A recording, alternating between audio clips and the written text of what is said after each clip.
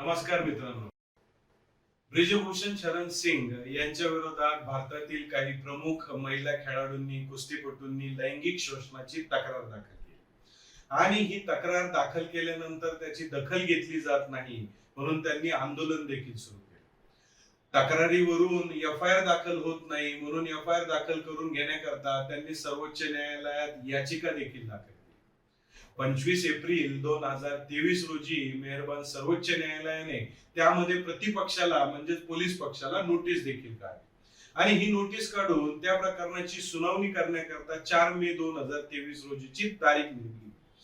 आता ह्या 4 मे 2023 रोजी या सुनावणीच्या दरम्यान मेहरबान सर्वोच्च न्यायालयाला सांगण्यात आलं की 25 तारखेला या न्यायालयाने नोटीस काढल्यानंतर 28 एप्रिल 2023 रोजी या संदर्भात ब्रिजभूषण शरण सिंग यांच्यावर 2 गुन्हे दाखल करण्यात आलेले आहेत. म्हणजेच महिला खेळाडूंनी दिलेल्या तक्रारीवरून दिनांक 28 एप्रिल 2023 रोजी 2 गुन्हे ब्रिजभूषण शरण सिंग यांच्यावर दाखल करण्यात आले. काय होते ते गुन्हे? तर 354, 354, 354A आणि 354D या कलमा अंतर्गत एक गुन्हा दाखल होता. त्याचप्रमाणे 354, 354A आणि 354D त्याचबरोबर आयपीसीचे हे कलम आणि त्याचबरोबर पॉक्सो कायद्याच्या अंतर्गत म्हणजेच prevention of children from sexual offences act या कायद्याच्या अंतर्गत कलम 10 अन्वये असे 2 गुन्हे दाखल करण्यात आले. हे गुन्हे दाखल झाल्यानंतर देखील खेळाडूंनी त्यांचे आंदोलन तसेच सुरू ठेवले. काय म्हणणं होतं खेळाडूंचं? खेळाडूंचं म्हणणं होतं की आता सर्वोच्च न्यायालयाच्या हस्तक्षेपाने आम्ही दिलेल्या तक्रारीच्या अन्वये ब्रिजभूषण शरण सिंग यांच्यावर गुन्हे तर दाखल झाले, परंतु आता त्यांना अटक होईपर्यंत आमचे आंदोलन असेच सुरू राहणार. आता ही जी परिस्थिती निर्माण झाली ती परिस्थिती आपण बघतोय. यामध्ये दावे प्रतिदावे दोन्हीही पद्धतीने दोन्हीही पक्षांकडून करण्यात आले. त्यामुळे कोण बरोबर आहे कोण चुकीचं आहे याचा विचार करण्यापेक्षा नेमकं ह्या परिस्थितीतून काय कायदेशीर बाबी किंवा कायदेशीर परिस्थिती ह्या उपस्थित झालेल्या आहेत आणि एक कायद्याची विद्यार्थी म्हणून किंवा एक नागरिक म्हणून याची जाणीव किंवा याचं नॉलेज याचा विचार करणं गरजेचं आहे आणि म्हणून आजच्या व्हिडिओतून तो संवाद आपण साधणार आहोत. काय परिस्थिती निर्माण झाल्या या सगळ्या केसच्या माध्यमातून? The point and issue number 1. मग काय इश्यू निर्माण झाला? आपणही बघतो की आपण वकिली करत असताना म्हणा किंवा नागरिक म्हणून आपल्याही आयुष्यात असा प्रसंग येतो. उदाहरणार्थ आपण पोलिसांकडे आपला पक्षकार किंवा आपण स्वतः पोलिसांकडे तक्रार घेऊन जातो आणि तक्रार घेऊन गेल्यानंतर आपण पोलिसांना सांगतो की याचा गुन्हा दाखल झाला पाहिजे किंवा एफ-आय-आर दाखल झाली पाहिजे, परंतु काही अंशी काही गुन्ह्यांमध्ये पोलीस ती एफ-आय-आर दाखल करून घेत नाही. मग आपण म्हणतो की अरे याच्यात एफ-आय-आर का दाखल झाली नाही? मग एफ-आय-आर दाखल करून घेण्यासंदर्भात काही मेहरबान सर्वोच्च न्यायालयाचे न्यायनिवाडे आहेत का? त्याबाबत काही मेहरबान सर्वोच्च न्यायालयाने काही दिशानिर्देश दिलेले आहेत का? काही डायरेक्शन दिलेले आहेत का? मग एफ-आय-आरचा कायदा काय सांगतो? एफ-आय-आरच्या प्रोव्हिजन काय? या संदर्भात आपण संवाद साधणार आहोत.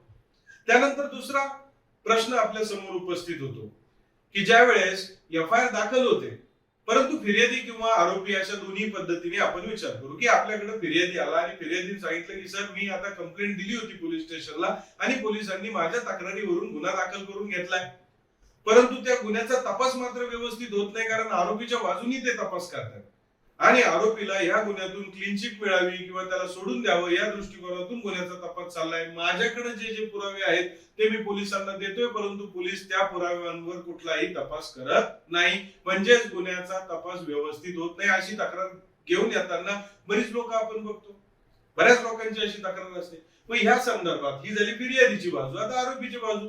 काही ठिकाणी आपण आरोपींना डिफेंड करतो.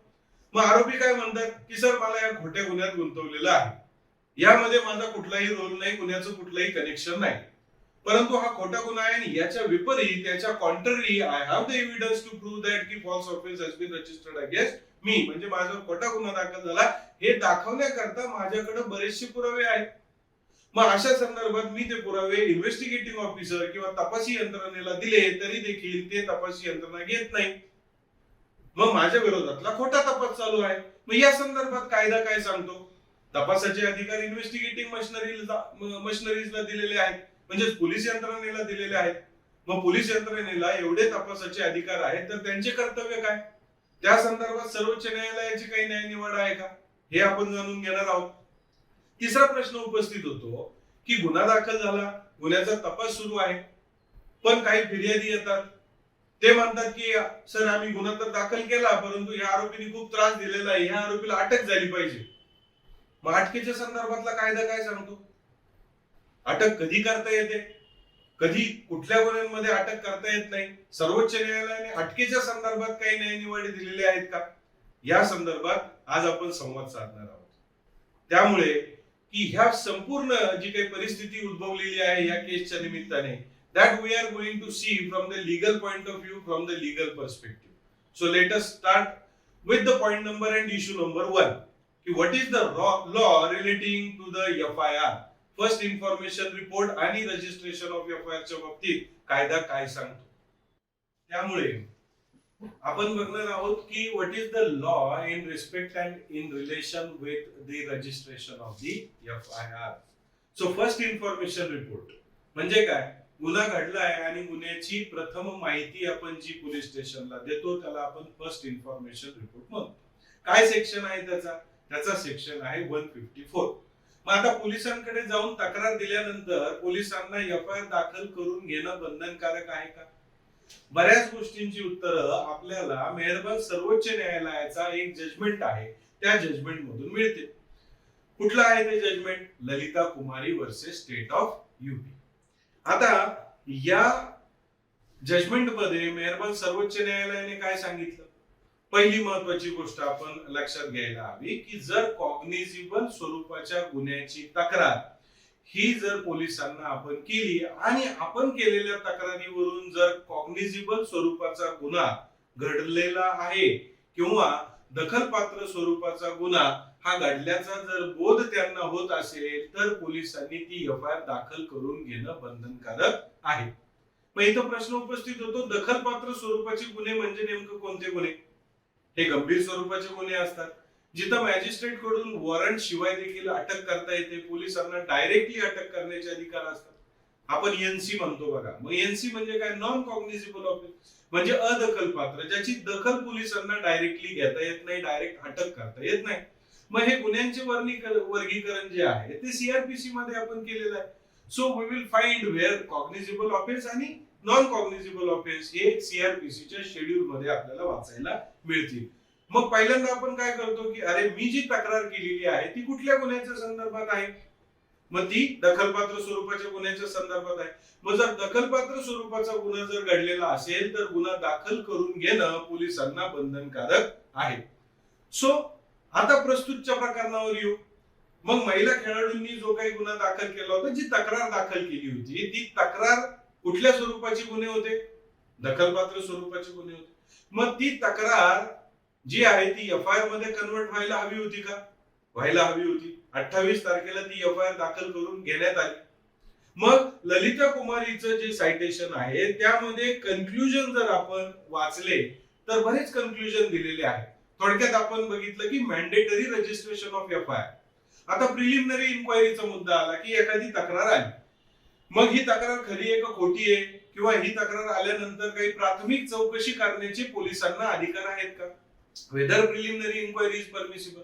मग Lalita Kumari versus State of UP या न्यायनिवाड्यामध्ये सर्वोच्च न्यायालयाने सांगितलं की प्रिलिमिनरी इन्क्वायरी ही फक्त आणि फक्त दखलपात्र स्वरूपाचा गुन्हा घडलाय किंवा नाही हे ठरवण्याकरता करता येईल, त्याशिवाय करता येणार नाही. त्याचं पिरियड लिमिट घालून दिलं की ही प्रिलिमिनरी इन्क्वायरी 7 दिवसाच्या आतमध्ये करावी लागेल. दुसरी गोष्ट, एक ऑफेन्सेसचे क्रायटेरिया दिले की प्रिलिमिनरी इन्क्वायरी कुठल्या कुठल्या ऑफेन्सेसच्या क्रायटेरियामध्ये करता येईल. मॅट्रिमोनियल ऑफेन्सेस असतील जिथं खूप मोठा डिले झालेला असेल. आणि सगळ्यात महत्वाचं, ही प्रिलिमिनरी इन्क्वायरीचा उद्देश काय की फिर्याद तुमच्याकडे आलेली तक्रार खरी आहे किंवा खोटी आहे हे ठरवणं नाही. तर ही प्रिलिमिनरी इन्क्वायरी कशा करता करायची की दखलपात्र स्वरूपाचा गुन्हा घडलाय किंवा नाही हे ठरवण्याकरता ही प्रिलिमिनरी इन्क्वायरी करायची. मग जर मी दखलपात्र स्वरूपाच्या गुन्ह्याची तक्रार पोलिसांना दिली, परंतु दखलपात्र स्वरूपाचा गुन्हा घडल्याचा बोध होत असूनही पोलिसांनी जर तक्रार इमिजिएटली दाखल करून घेतली नाही तर काय त्याच्यामध्ये मेहरबान सर्वोच्च न्यायालयाने सांगितलं? तर सर्वोच्च न्यायालयाने सांगितलं की जर पोलिसांनी गुन्हा दाखल करून घेतला नाही आणि ज्यामध्ये दखलपात्र स्वरूपाचा गुन्हा घडल्याचा बोध होतोय अशा बाबतीमध्ये त्या एरिंग पोलीस ऑफिसरवर देखील डिपार्टमेंटल ऍक्शन किंवा कारवाई होऊ शकते. मग अशा पद्धतीचं खूप महत्वपूर्ण जे जजमेंट आहे ते ह्या निमित्ताने आपल्याला वाचणं गरजेचं आहे किंवा ते आपल्याला माहित असणं गरजेचं आहे. सो हे आपण बघितलं की what is mandatory registration of FIR. कधी एफआयआर ही मॅन्डेटरीली रजिस्टर केली गेली पाहिजे. आता now we will proceed to issue number 2. काय होता आपला मुद्दा क्रमांक 2? तो म्हणजे एफआयआर आता दाखल झाली, परंतु एफआयआर दाखल झाल्यानंतर फिर्यादी किंवा आरोपीला असं वाटू शकेल की अरे तपास हा जो आहे तो योग्य पद्धतीने होत नाही. आता तपासाचे अधिकार कोणाचे? तपासाचे अधिकार दिलेले आहेत इन्व्हेस्टिगेटिंग ऑफिसर, इन्व्हेस्टिगेटिंग एजन्सीला. इन्व्हेस्टिगेटिंग एजन्सीला खूप कायद्याने अधिकार दिलेले आहेत. का? कारण कायद्याच्या अनुषंगाने इन्व्हेस्टिगेटिंग एजन्सी जी आहे ती इंडिपेंडंट आहे. ती फिर्यादीच्या बाजूनी नाही, ती आरोपीच्याही बाजूनी नाही. इन्व्हेस्टिगेटिंग एजन्सी म्हणजे पोलिसांनी किंवा जे कोणी इन्व्हेस्टिगेट करत असेल, जी एजन्सी गुन्ह्याचा तपास करत असेल, त्यांनी काय करायचं? त्यांनी सत्य शोधण्याचा प्रयत्न केला पाहिजे. आणि म्हणून they should be fair, they should be transparent, they should be impartial. मग अशा पद्धतीचा तपास कुठल्याही गुन्ह्यामध्ये होणं गरजेचं आहे. म्हणूनच बघा पोलिसांना काय काय अधिकार आहे? 169 चे अधिकार आहे. म्हणजे ते आरोपीला गुन्हा जर त्यांच्याकडे तपासात जर त्याच्या विरोधात पुरावा आढळून आला नाही तर ते कस्टडीमधून मुक्त करू शकतात. A summary, B summary, C summary अशा पद्धतीचे final report, final closure report देण्याचे सुद्धा पोलिसांना अधिकार आहेत. मग एवढ्या मोठ्या प्रमाणावर पोलिसांना अधिकार का देण्यात आले? कारण they are independent investigating agency. आता जाऊया, जर फिर्यादी किंवा आरोपीला वाटलं की माझ्या गुन्ह्याचा तपास पोलीस हे व्यवस्थित पद्धतीने करत नाहीयेत, तर अशामध्ये कायदेशीर काय प्रोव्हिजन्स आहे आणि कुठले मेहरबान सर्वोच्च न्यायालयाचे न्यायनिवाडे आहेत? त्यामध्ये आपण जर बघितलं तर सगळ्यात महत्वाचा न्यायनिवाडा जो आपल्याला माहित असला पाहिजे तो म्हणजे साकिरी वसू. आता ह्या साकिरी वसू या केसमध्ये मेहरबान सर्वोच्च न्यायालयाने काय सांगितलं? आता गुन्ह्याचा तपास व्यवस्थित होत नाही असं माझं म्हणणं आहे. मग मी काय करायला हवं? तर मी कोर्टात जाऊ शकतो. ज्या मॅजिस्ट्रेट पुढं त्या गुन्ह्याची ट्रायल चालणार आहे, त्या गुन्ह्याचं रिमांड झालेलं आहे, त्या मॅजिस्ट्रेट पुढे, त्या न्यायालयापुढे मी जाऊ शकतो. आणि मी न्यायालयाला काय, कुठल्या न्यायालयाला ज्याच्या ज्युरिस्डिक्शन मध्ये तो गुन्हा येतो त्यांच्याकडे मी जाऊन काय अर्ज करू शकतो? की मी कोर्टाला सांगू शकतो की sir, investigation of this particular crime is not going in fair, transparent and proper manner. म्हणजे ह्या गुन्ह्याचा तपास हा प्रॉपरली होत नाहीये. मी दिलेले पुरावे हे सामील केले जात नाही, त्यावर तपास होत नाही, माझ्या ह्या अडचणी गुन्ह्याचा एकंदरीत तपास व्यवस्थित होत नाही. त्यामुळे की आपण डायरेक्शन देण्यात यावे की गुन्ह्याचा तपास हा व्यवस्थित पद्धतीने करण्यात यावा. मग कोर्टाला आहेत का असे अधिकार? तर मेहरबान सर्वोच्च न्यायालयाने साकिरी वसू या जे काही जजमेंट आहे त्या जजमेंट मध्ये सांगितलं की 156(3) म्हणजे 156(3) सीआरपीसीच्या कलमान्वये magistrate is having implied powers. म्हणजे कोर्टाला, न्यायालयाला ह्या पॉवर्स आहेत. कुठल्या पॉवर्स आहेत? They can take all the necessary steps to ensure the fair and proper investigation. Proper investigation एखाद्या गुन्ह्याचं व्हावं म्हणून मॅजिस्ट्रेट ह्या सर्व काही नेसेसरी स्टेप्स घेऊ शकतात. अशा पद्धतीचा न्यायनिवाडा मेहरबान सर्वोच्च न्यायालयाने या जजमेंट मध्ये असे डायरेक्शन्स दिलेले आहेत. So taking every steps in respect of the proper investigation. मग प्रॉपर इन्व्हेस्टिगेशन होतंय का नाही हे मॉनिटर करण्याची जी काही पॉवर्स आहेत ते मॅजिस्ट्रेट कोर्टाला आहे असं हे जजमेंट सांगतं. So court can monitor the investigation. Though court can himself cannot investigate into the office. म्हणजे स्वतः इन्व्हेस्टिगेशन करू शकत नाही, पण हे इन्व्हेस्टिगेशन योग्य दिशेने, योग्य पद्धतीने, प्रॉपरली चालू आहे का नाही हे मॉनिटर करण्याचा मात्र मेहरबान न्यायालयाला अधिकार आहे. मग ह्या जजमेंटच्या संदर्भाने आणखीन एक गोष्ट महत्वाची आहे प्रस्तुतच्या प्रकरणाशी संबंधित, ती म्हणजे मेहरबान सर्वोच्च न्यायालयाने केलेली ऑर्डर. 4 मे 2023 रोजी जी मेहरबान सर्वोच्च न्यायालयाने खेळाडूंनी दाखल केलेल्या याचिकेवरची ऑर्डर केली ती अर्लियरली मी आपल्याला सांगितली. त्या ऑर्डर मध्ये 10 नंबरच्या पॅरेग्राफ मध्ये मेहरबान सर्वोच्च न्यायालयाने असं म्हटलं की we close the proceeding at this stage. म्हणजे आता एफआयआर दाखल झाली म्हणून we close the proceeding at this stage. पुढे जाऊन म्हटलं if the petitioners seek any further remedies they would be at liberty to do so either before the jurisdictional magistrate or as the case may be before the high court in the exercise of its jurisdiction under article 226 of constitution and section 482 of the code of criminal procedure. म्हणजेच काय, कोर्टाने सांगितलं की FIR दाखल झालेली आहे म्हणून आम्ही हे पिटिशन आता क्लोज करत आहोत, परंतु जर पेटिशनर्स म्हणजेच खेळाडूंना जर बाकीच्या काही रेमेडीज हव्या असतील तर त्या लिबर्टी त्यांना आहे, ते स्वातंत्र्य आहे की त्यांनी ज्युरिस्डिक्शनल मॅजिस्ट्रेट कडे जावं किंवा हायकोर्टाकडे जावं. कुठल्या स्वातंत्र्याचा, कुठल्या रेमेडीचा मेहरबान सर्वोच्च न्यायालय यामध्ये उल्लेख करत होते? तर ते जर आपण बघितलं तर definitely the judgement of Sakiri Vasu comes into play. So मला जर वाटतं की आता गुन्हा दाखल झाला आणि प्रॉपर इन्व्हेस्टिगेशन होत नाही तर I can use that judgement आणि मी ते जजमेंट यूज करून कोर्टाला अर्ज देऊ शकतो की प्रॉपरली इन्व्हेस्टिगेशन होत नाही. आणि अशा पद्धतीने साकिरी वसू हे जजमेंट जे आहे ते सुद्धा ह्या प्राप्त परिस्थितीमध्ये खूप महत्वाचं आपल्याला ठरतं. आता we will move towards the point number and issue number 3, the important one. Which one? In respect of arrest. गुन्हा दाखल झाला पण मला वाटतं की अरे आरोपीला अजून अटकच झाली नाही, तो फिरतोय, त्यांनी क्राईम करून पण तो फिरतोय. मग अटकेच्या संदर्भात कायदा काय सांगतो? त्या बाबतीत सर्वोच्च न्यायालयाचा निर्णय कुठला महत्वाचा आहे तो आपण बघणार आहोत. पोलिसांना कुठल्या गुन्ह्यामध्ये अटक करता येते या संदर्भात प्रस्तुत प्राप्त परिस्थितीनुसार मी आपल्याला सांगेल की section 41 of the CrPC is the important section. 41 section मधला सब क्लॉज 1 त्यामधील सब क्लॉज बी आणि त्यामधील रोमन सब क्लॉज 2 मध्ये काही कंडिशन्स दिलेल्या आहेत. काय कंडिशन्स दिलेल्या आहेत? त्यांनी सांगितलं की जर एखादा गुन्हा दाखल झाला आणि त्या गुन्ह्याला जर शिक्षा 7 वर्ष किंवा 7 वर्षापेक्षा कमी जर शिक्षा असेल तर त्या शिक्षेकरिता पोलिसांना जर अटक करावयाची असेल तर काय गरजेचं आहे? मग त्याचं वर्डिंग सांगतं की police officer if satisfies that arrest is necessary.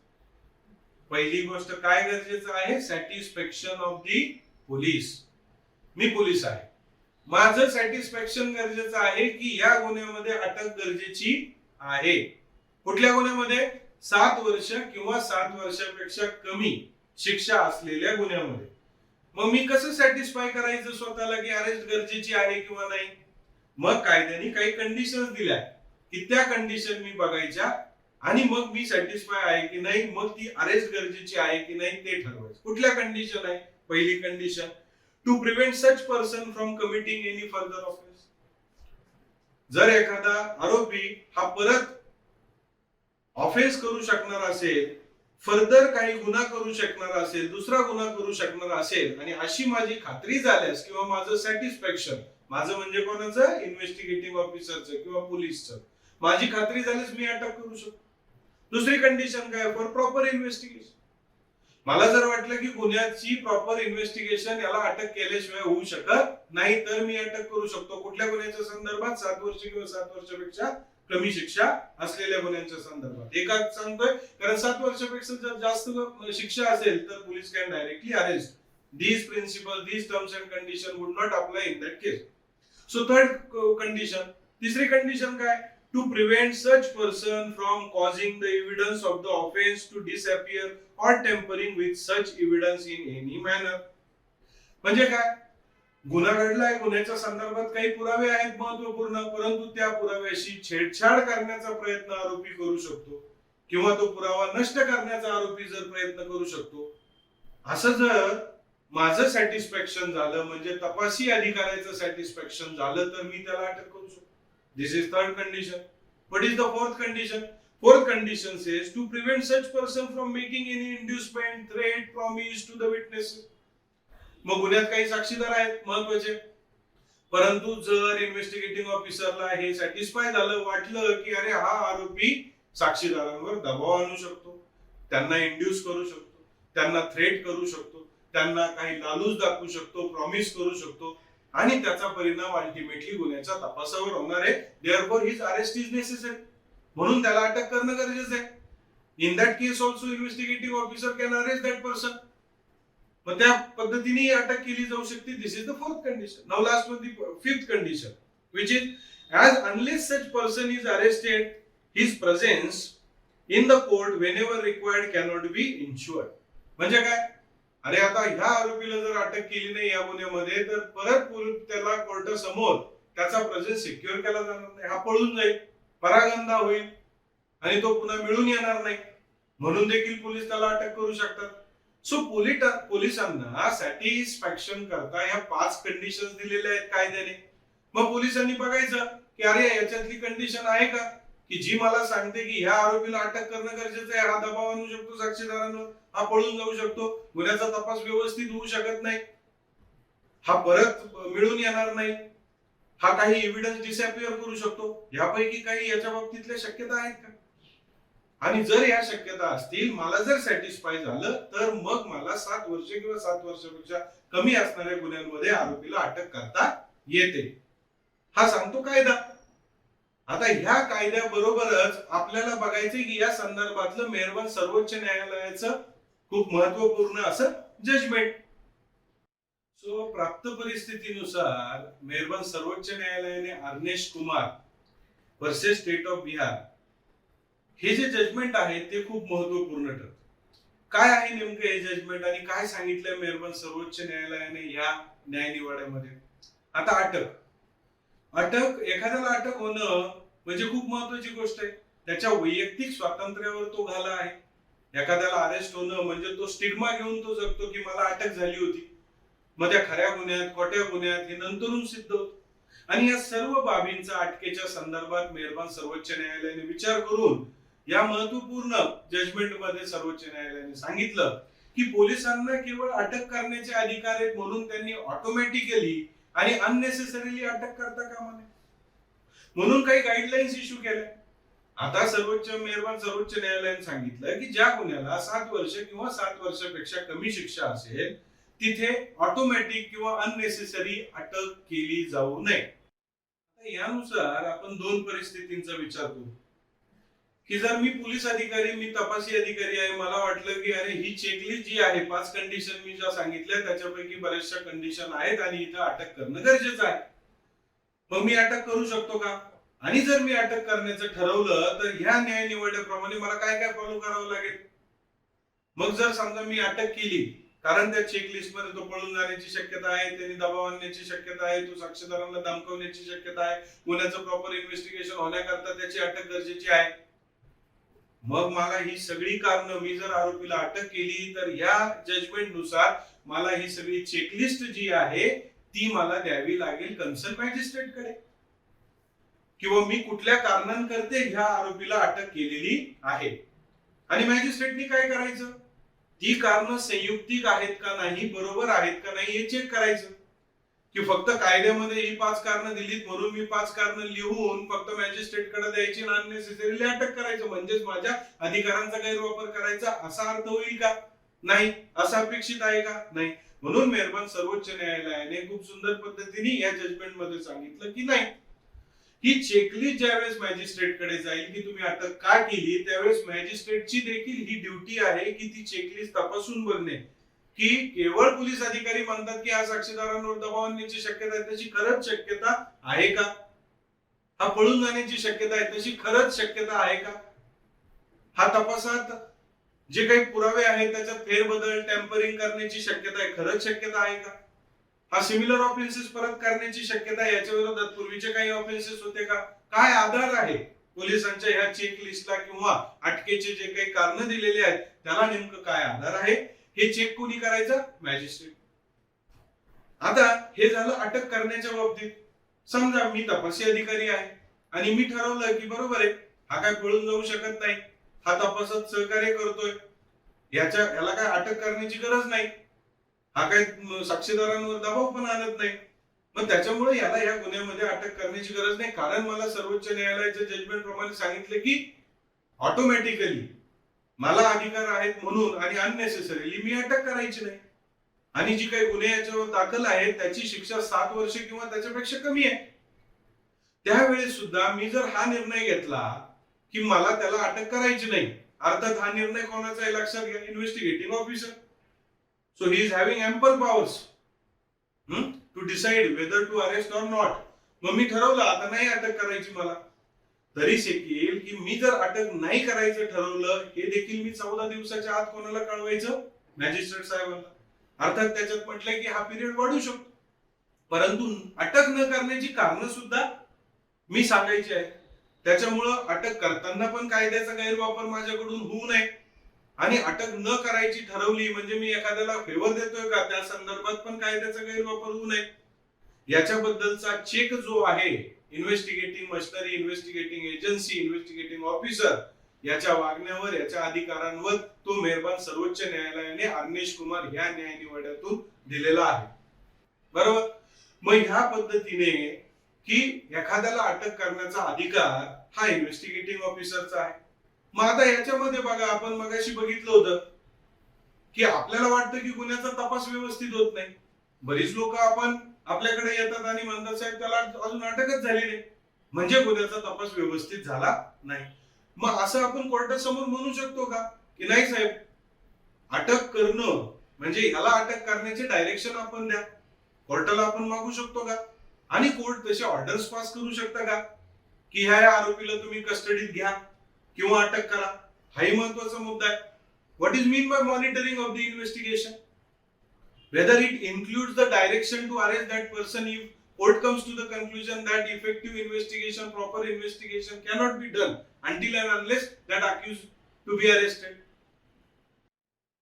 मग आता या जजमेंट मध्ये ज्या गाईडलाईन्स घालून दिल्या की अटक करताना काय काय पालन करायचं, जर करायची नसेल तर काय करायचं, याचं जर पालन पोलीस ऑफिसर्सनी केलं नाही तर काय होईल, त्या संदर्भात देखील मेहरबान सर्वोच्च न्यायालयाने सांगितलं की पोलीस ऑफिसरनी याच्यातल्या गाईडलाईन जर पालन केलं नाही तर डिपार्टमेंटल ऍक्शन त्यांच्यावर घेतली जाऊ शकते किंवा न्यायालयाचा अवमान केला, कंटेम्प्ट ऑफ कोर्ट केलं, या खाली देखील त्यांना शिक्षा होऊ शकते. हे झालं त्यांच्या नॉन कम्प्लायन्सच्या बाबतीत. याच पद्धतीने एखाद्या इन्व्हेस्टिगेटिंग ऑफिसरनी एखादी इलिगल अरेस्ट केली किंवा चुकीची अरेस्ट केली आणि ती मॅजिस्ट्रेटला सांगितलं, चेकलिस्ट प्रमाणे दिलं आणि मॅजिस्ट्रेटनी देखील व्यवस्थित पद्धतीने ते बघितलं नाही की कायद्याने काय अपेक्षित आहे आणि ही केलेली अटक योग्य आहे किंवा अयोग्य आहे, हे जर बघितलं नाही आणि त्याचं डिटेन्शन तसंच राहिलं तर त्या मॅजिस्ट्रेटच्या विरोधात देखील डिपार्टमेंटल ऍक्शन घेतली जाऊ शकते. असा हा महत्वपूर्ण निकाल दिला. मग ह्या प्राप्त परिस्थितीनुसार महत्वाचा इश्यू निर्माण होतो की अटकेच्या संदर्भात अशा पद्धतीचा मेहरबान सर्वोच्च न्यायालयाचा न्याय निवाडा असताना एखादं कोर्ट, एखादं मॅजिस्ट्रेट कोर्ट, न्यायालय या आरोपीला अटक करा किंवा याला अटक का केली नाही म्हणून त्याला अटक करा असा न्याय अशा पद्धतीचं डायरेक्शन देऊ शकतं का? तर या बाबतीत सुद्धा मेहरबान सर्वोच्च न्यायालयाचा एक निवाडा आपल्याला लक्षात घेणं गरजेचं आहे आणि ते म्हणजे Vishwanath Biradar versus Deepika and others. काय झालं होतं या निवाड्यामध्ये? अटकपूर्व जामीन जो आहे तो सेशन्स कोर्टाने दिला, ऑनरेबल हायकोर्टाने तो जामीन रिजेक्ट केला आणि केवळ रिजेक्ट नाही केलं तर सांगितलं की ह्या आरोपीला अटक करा. सुप्रीम कोर्टात, मेहरबान सुप्रीम कोर्टात हे प्रकरण गेल्यानंतर मेहरबान सुप्रीम कोर्टाने सांगितलं की अरे हे हायकोर्टच्या ज्युरिस्डिक्शनच्या बाहेर आहे, एखाद्या आरोपीला अटक करा असं म्हटणं हे हायकोर्टाच्या ज्युरिस्डिक्शनच्या बाहेर आहे आणि हा जो कॉल आहे कोणाला अटक करायचं हा कॉल इन्व्हेस्टिगेटिंग ऑफिसरचा. त्या बाबतीत सर्वोच्च न्यायालयाने काय सांगितलं, we find that such direction to take the accused into custody is too beyond the jurisdiction of the high court. Whether an accused is liable to be arrested is based upon the decision of the investigating officer depending upon the material collected during the investigation which may be conducted in particular crime. म्हणजे काय, जो काही particular crime आहे त्याच्यात जे investigation केलं आणि त्या प्राप्त परिस्थितीनुसार इन्व्हेस्टिगेटिंग ऑफिसरला जर आरोपीला अटक करण्याची आवश्यकता वाटत असेल तर तो आरोपीला अटक करू शकतो. अशा पद्धतीने काही महत्वपूर्ण गोष्टी आहेत ज्या अटकेच्या संदर्भात उपस्थित झाल्या या केसच्या संदर्भात.